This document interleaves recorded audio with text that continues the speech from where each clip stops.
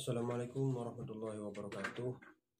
Nama saya Muhammad Fajrul Alvin, mahasiswa program studi pendidikan bahasa dan sastra Indonesia, Universitas Wirarodra. Pada kesempatan kali ini, saya akan mencoba menceritakan kembali novel Amba karya Laksmi Pamuntjak.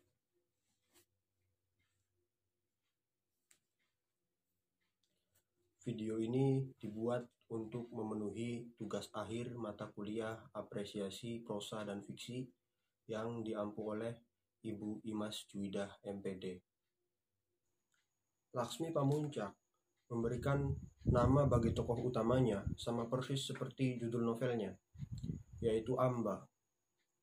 Amba itu dikisahkan lahir di Kadipura, sebuah kota kecil. Dia terlahir dari pasangan Sudarminto dan Nunik. Nunik ini ibunya. Dia adalah mantan pesinden atau penyanyi. Dia adalah kembang desa. Sangat cantik sekali. Dan bapaknya, Sudarminto, adalah seorang kepala sekolah.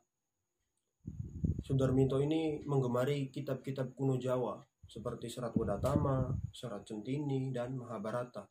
Dan inilah yang menjadi latar belakang bagi penamaan Amba, karena Amba sendiri adalah salah satu tokoh dari kisah Mahabharata. Amba ini memiliki seorang adik kembar yang bernama Ambika dan Ambalika. Ambika dan Ambalika ini terkenal sangat cantik. Dia mewarisi kecantikan ibunya. Nah, tetapi Amba juga tidak kalah cantik, karena selain dia memiliki kecantikan, sejak kecil dia sudah terkenal sebagai anak yang cerdas. Dia ini sedari kecil sudah terbiasa dengan buku. Dia sudah suka sekali membaca kitab-kitab kuno yang juga dibaca oleh ayahnya. Dia juga suka puisi, hingga dia tumbuh menjadi remaja yang cerdas dan cantik. Pada umur 18 tahun ketika dia hendak lulus SMA, kebetulan ayahnya itu mendapatkan promosi menjadi penilik sekolah. Dan pada suatu waktu Sudarminto mendapatkan undangan untuk menghadiri sebuah pertemuan di Universitas Gadjah Mada, Yogyakarta. Akhirnya Sudarminto berangkat ke Jogja dengan Nunik, istrinya. Dan di UGM, dia bertemu dengan seorang pemuda yang bernama Salwa. Dan di sanalah Nunik kepikiran bahwasanya Amba itu sudah saatnya menikah. Dan ketika melihat Salwa, Nunik ini memiliki keinginan untuk menjodohkan Salwa dengan Amba. Hingga momen itu datang. Ketika itu Salwa hendak pergi ke Surabaya, dan Nunik menawarkan kepada Salwa bahwa alangkah baiknya ketika Salwa akan berangkat ke Surabaya, dia mampir dulu di Kadipura, di rumah Sudarminto. Singkat waktu, dia mampir ke Kadipura dan berjumpa dengan Amba. Nah, disinilah perjumpaan pertama antara Amba dengan Salwa. Di sana, Amba berkeinginan untuk melanjutkan studinya ke Universitas Gadjah Mada dan ditanggapi baik oleh Salwa. Hingga kehidupan membawa Amba diterima berkuliah di jurusan Sastra Inggris Universitas Gadjah Mada, Yogyakarta. Dia berkuliah di sana dan sehari-hari selalu berjumpa dengan Salwa. Akhirnya mereka menjadi pasangan. Setiap minggu mereka berdua selalu menyempatkan waktu untuk jalan bersama, jalan berdua. Hingga setelah berjalan beberapa bulan mereka berpasangan, Salwa ini harus berangkat ke Surabaya untuk keperluan kerja. Dia diangkat menjadi salah satu pimpinan instansi pendidikan di Surabaya. keinginan Salwa sebelum dia berangkat ke Surabaya, dia ingin menikahi Amba terlebih dahulu. Tetapi pada saat itu Amba menolak dengan dalih bahwasanya untuk apa menikah kalau akhirnya kita berpisah seperti itu. Padahal dalam lubuk hati yang paling dalam, Amba itu sebetulnya kurang mencintai Salwa. Karena sosok Salwa ini digambarkan sebagai pemuda yang lugu, pemuda yang pintar tetapi lugu. Dia memiliki kehidupan yang lurus sekali, berbeda jauh dengan Amba yang cerdas, berpikiran maju, dan sedikit berani. Hingga pada saat itu Amba menolak untuk menikah dengan dalih bahwa dia masih harus melanjutkan studinya. Singkat cerita, Salwa berangkat ke Surabaya untuk memenuhi panggilan kerjanya. Dan saat Salwa di Surabaya, dia sering mengirimi surat untuk Amba. Dan surat itu sering dibalas oleh Amba. Hingga pada suatu waktu, Amba mendapatkan pekerjaan sebagai seorang penerjemah di salah satu rumah sakit yang ada di Kediri. Dia berangkat ke Kediri tanpa sepengetahuan orang tuanya. Dia berangkat ke Kediri dan di sanalah dia bertemu dengan seorang dokter muda yang bernama Bisma Rosyad. Bisma ini adalah seorang dokter lulusan Universitas Karmak, Leipzig, Jerman. Disinilah Amba jatuh cinta pada seorang lelaki yang bernama Bisma. Dan ketika Amba dan Bisma sudah saling mengenal jauh, bahkan keduanya saling mencintai, Salwa sudah mulai tersingkirkan oleh kehadiran Bisma. Karena Salwa hanya mengirimkan surat, itu pun sudah sangat jarang dibalas oleh Amba. Karena di sisi Amba sudah ada seorang Bisma. Hingga kebersamaan mereka beberapa bulan di Kediri harus diakhiri karena kontrak kerja Amba telah habis. Amba harus segera pulang ke Yogyakarta. Akhirnya mereka harus berpisah.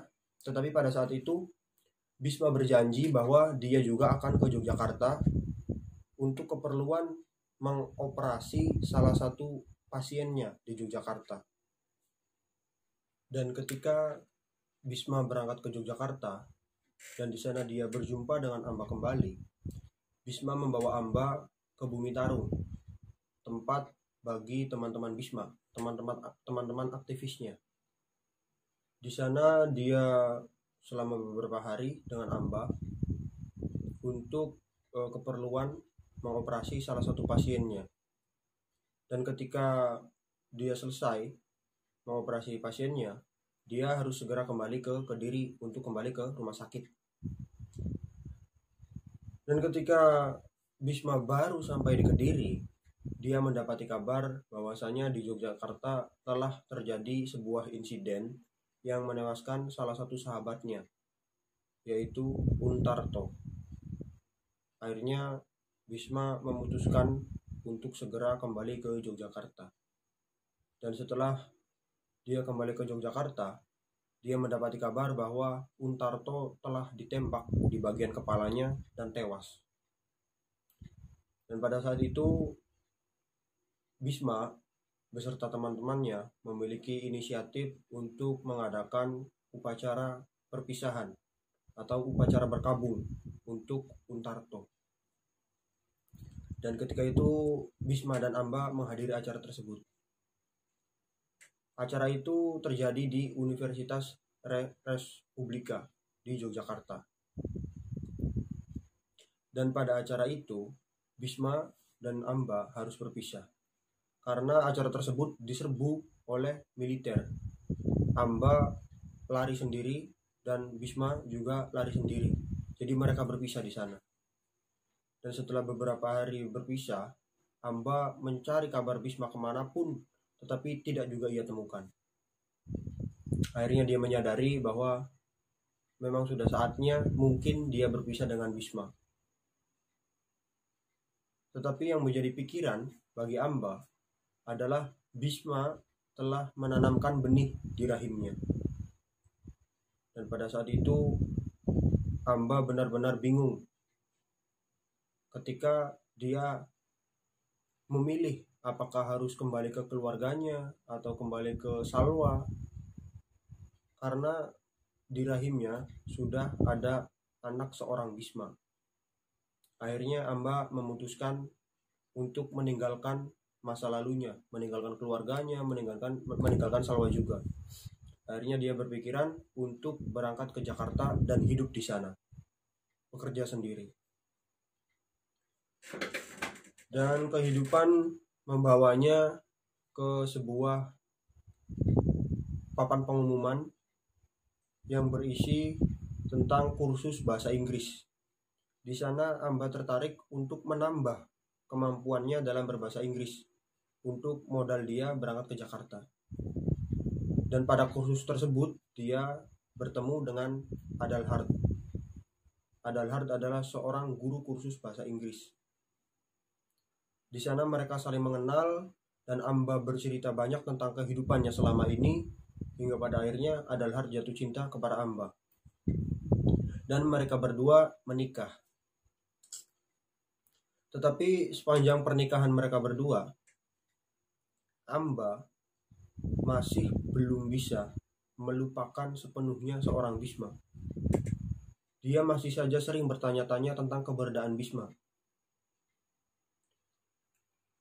Hingga pada suatu waktu Adalhard meninggal dunia dan Amba mendapatkan surel tidak terduga dari orang yang tidak dikenal.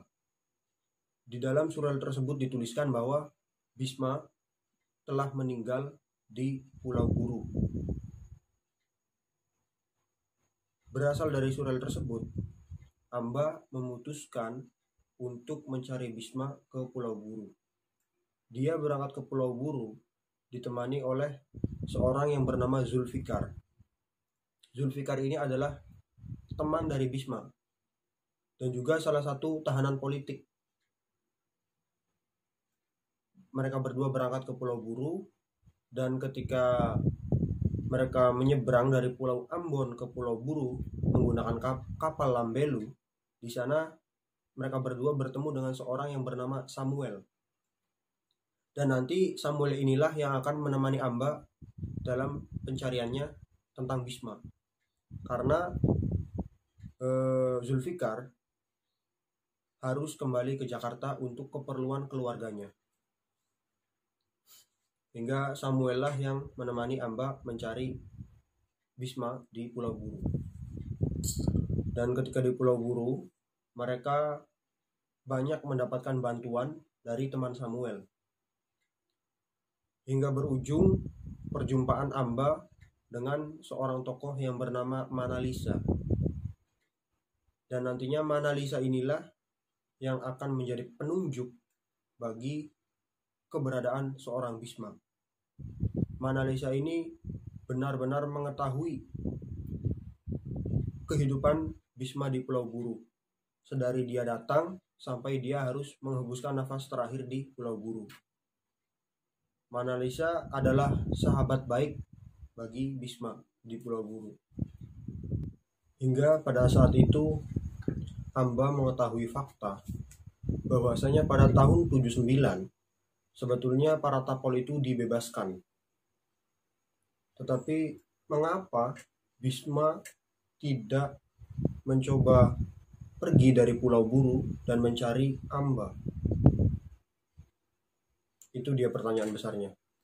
Tetapi setelah Manalisa menceritakan segala sesuatu tentang Bisma, dan pada saat itu juga Manalisa menyerahkan seluruh surat-surat yang ditulis oleh Bisma selama dia di Pulau Buru. Jadi Bisma ini memiliki kebiasaan mengirim surat kepada seseorang, dan ternyata seseorang itu adalah Amba. Jadi karena pada saat itu Bisma adalah seorang tahanan politik, jadi segala surat-surat yang dia kirimkan tidak pernah sampai kepada tujuan. Dan pada saat itu Bisma mensiasatinya dengan membuat cloning surat. Jadi dia ketika mengirimkan surat, dia membuat 2 surat. Satu surat untuk dikirim dan satu surat untuk dia simpan atau dia kubur.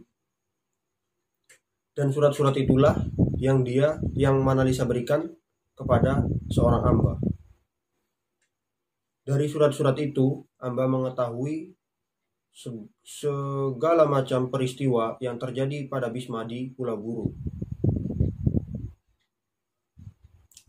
Dan setelah Amba mengetahui segala atau semua perjalanan kehidupan seorang Bisma sejak mereka berdua berpisah, Amba memutuskan untuk kembali ke Jakarta. Karena memang kabar yang dia dapatkan atau fakta yang dia dapatkan bahwasanya Bisma memang telah meninggal dunia.